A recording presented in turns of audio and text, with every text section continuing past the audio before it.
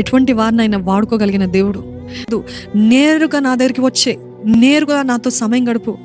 Even the whisper, even a small prayer, even a small talk with Jesus, he will still hear it. Why? Because of the sacrifice that he has made. ఇంకే మీకు అర్థం కాదు. ఈ కొద్ది కాలపు శ్రమ మీరు అనుభవించండి. ఈ చులకన శ్రమ అన్నాడు, ఈ చిన్న శ్రమ అన్నాడు పౌలు భక్తుడు. మీరు అనుభవించేది యేసు ప్రభుతో పోలిస్తే ఇట్ ఈస్ నథింగ్. కానీ దేవుడు అంటున్నాడు, అయినప్పటికీ నేను ఉన్నాను, అయినప్పటికీ నేను అర్థం చేసుకుంటాను, అయినప్పటికీ నేను నీ పక్షాన న్యాయం జరిగిస్తాను, నేను తీర్పు తీరుస్తాను, నువ్వు మౌనంగా ఉండు అంటున్నాడేమో దేవుడు. హూ లెట్ గో ఆఫ్ ఏది ఏమైనా నేను యేసయ్యని వెంబడిస్తాను. అటువంటి స్త్రీలు ఘనతకి పాత్రులు. అటువంటి స్త్రీలు ఎంత శ్రమ అయినా నేను యేసయ్య తోటే బ్రతుకుతానన్న స్త్రీలు నిజంగా వారు ఘనతకి పాత్రులు.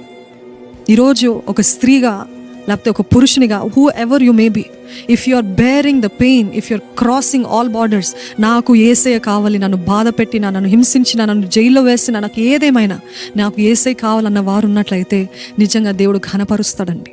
దేవుడు ఘనపరుస్తాడు. దేవుడు వారిని విడిచిపెట్టాడు. ఈరోజు జ్ఞాపకం ఉంచుకోండి, యేసయ్య నీ తండ్రి విడిచిపెట్టాడు నీ నిమిత్తమై, నా నిమిత్తమై. యేసు ప్రభు చేసిన త్యాగం అంతా ఇంత కాదు, అంతా ఇంత కాదు. ఈ 7 మాటలు మనం ధ్యానిస్తున్నప్పుడు నిజంగా యేసయ్య ఎంత శక్తి పొందుకొని, ఎంత శక్తి పుంజుకొని మాట్లాడాల్సి వచ్చి జ్ఞాపకం చేసుకోండి. ఆయన త్యాగము నిర్లక్ష్యం చేయకండి, ఆయన బాధని తృణీకరించకండి. మా జీవితము, మా బాధ, మా వేదన కాదు. It is time we need to live for Jesus. It is time He's coming. It is time that He's going to ask accounts for everything that we have done. What is your answer going to be? What are your accounts going to be? రేపు నేను relax అవుతా, ఎల్లుండ చేస్తా, రేపు నేను ఈ రీతి బ్రతుకుతా. Only a proud person will always tell I will do this tomorrow. ఎందుకంటే యేసు ప్రభు అంటే పౌలు భక్తుడు అంటాడు కదా వాక్యంలో, ఏమంటాడండి? పౌలు కాదు, యాకోబు అంటాడు. ఏమంటాడు? ఎందుకు గర్విస్తున్నావు? రేపు ఏం జరుగుతుందో నీకు తెలియదు కదా, రేపు ఏం జరుగుతుందో నీకు తెలియదు కదా, రేపు ఇలాగ చేస్తాను అని చెప్పకు. దేవుని చిత్తమైతే, దేవుడు కృప చూపిస్తే నేను చేస్తాను అని చెప్పాలంట. నిజంగా మీరు చెప్పగలుగుతారు అట్లా? నిజంగా దేవుని కృప ఉంటే, దేవుని చిత్తం అయితే, నేను బ్రతికి ఉంటే నేను ఫలానా చేస్తానని చెప్పాలి. ఈరోజు రేపు చేస్తానంటే రేపు మంది కాదు, ఈరోజు మంది. ఈరోజు మీ అకౌంట్స్ సెటిల్డా? ఈరోజు దేవుని కోసం బ్రతుకుతున్నారా? ఈరోజు పలానా వారికి సువార్త చెప్పమన్నప్పుడు, ప్రేరేపిస్తున్నప్పుడు దాన్ని మీరు అణుచుతున్నారా? ఒక రోజు వస్తుంది, న్యాయ తీర్పు రోజు. దేవుడు ప్రతి ఒక్క పుస్తకము, ప్రతి గ్రంథము తెరవబడుతుంది. ఆ గ్రంథాల్లో ప్రతిరోజు నువ్వేం చేస్తావు అన్నిటికీ నువ్వు లెక్కప్ప చెప్పాలని ఆయన వాక్యం తెలియజేస్తుంది.